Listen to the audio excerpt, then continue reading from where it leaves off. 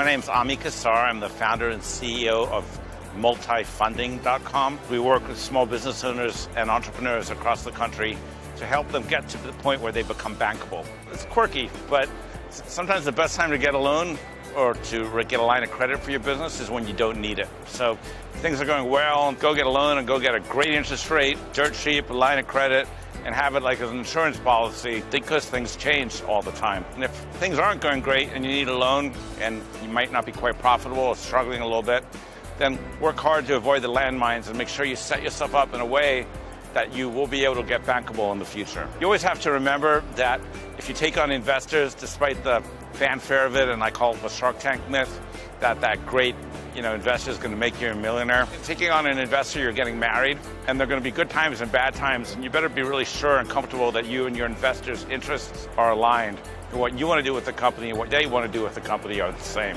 A lot of times what we see is business owners and entrepreneurs thinking in such grandiose terms. Take it down in stages, think about it in sizes. What do you need to get your business to the next level, to validate your model, to prove it? How can you do it? And think about it in affordable and reasonable sizes. If you think about a business like a child, you can't teach your kindergartner calculus. You have to teach them how to add first.